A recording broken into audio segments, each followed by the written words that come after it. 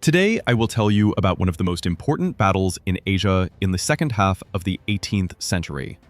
A major war between the Kazakh Turks and the Chinese. Due to YouTube's strict policies, it's not possible to speak freely about certain historical topics.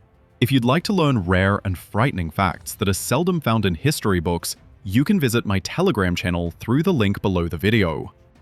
The Kazakh Khanate was one of the largest countries in the world and controlled most of Central Asia. In 1635, the Zongar state emerged. The Zongars were a Mongolic-speaking people formed as a result of the mixing of Eastern Turkic tribes and Manchu-Mongol peoples. Like the Turks, they were nomads, and their cavalry reached a very high level of development. In 1723, the Zongars, taking advantage of the internal political crisis among the Kazakhs, suddenly invaded and brought great suffering. Despite a severe defeat, the Kazakhs launched a counterattack between 1726 and 1730, and in several major battles defeated the main forces of the Zongars. However, this war hit both sides hard, and neither was able to achieve a complete victory over the other. China was conquered by the Manchu people, who inhabited the northeast of what is now China, and it was they who founded the Qing Empire. Although the Manchus have fully merged with the Chinese today, they were once a separate people. Thanks to the warlike Manchus, China gained vast territories. The Manchus fought the Zongars several times, but were never able to completely defeat them. However, they closely observed the war between the Zongars and the Kazakhs, waiting for the right moment. In 1745, the Zongar ruler Goldan Sheren died, and the Zongars began fighting among themselves for the throne. The contender for the Zongar throne, Amir Sona, fled to China, that is, to the Qing Empire, and asked for help to ascend the throne. The Chinese emperor saw this as excellent news, promised him assistance, and sent a large army. However, China's goal was not to help Amir Sona take the throne, but to crush the Zongars and seize their lands.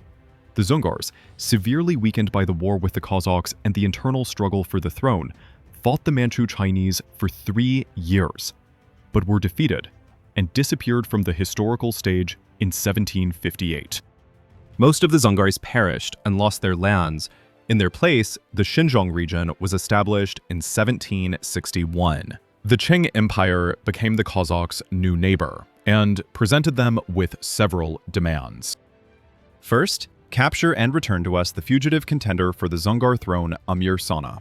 Second, acknowledge that Altai and Tarbagatay belong to the Qing Empire, and note that all the lands previously controlled by Zongaria now belong to us. At that time, the Kazakhs were led militarily by the highly respected Ablay Khan, who refused to comply with any of the Qing Emperor's demands.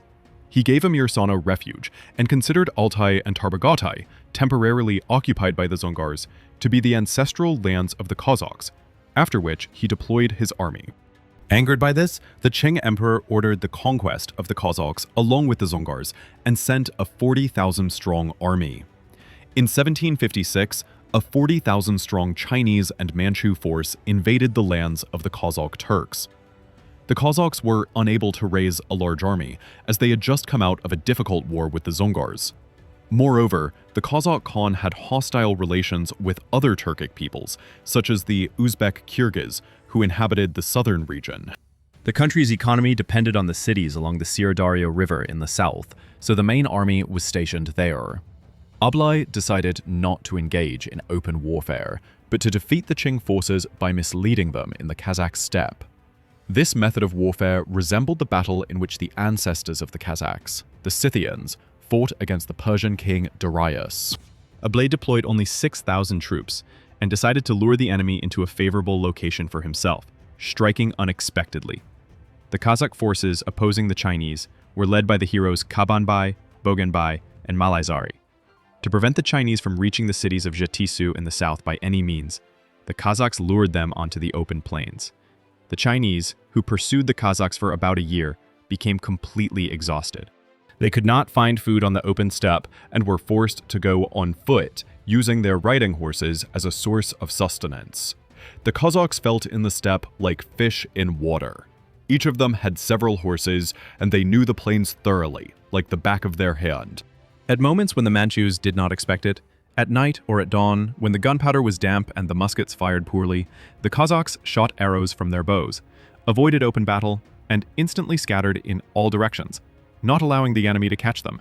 When the Kazakhs, in groups of 10 to 15 people, scattered in all directions, the Qing army did not know from which side to pursue them, and found itself in a difficult situation. Moreover, they had almost no horses left, and had to go on foot.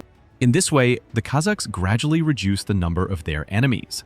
Realizing that it was a trap and that they were heading toward disaster, the Chinese quickly understood that they needed to leave this territory. When the Chinese, trying to survive in conditions of famine, hurried to return to their lands, Ablai, observing them, together with the Kazakh heroes, attacked the Qing army as it reached the territory of present-day East Kazakhstan, delivering a crushing blow. This battle is historically known as the Shett Krillon.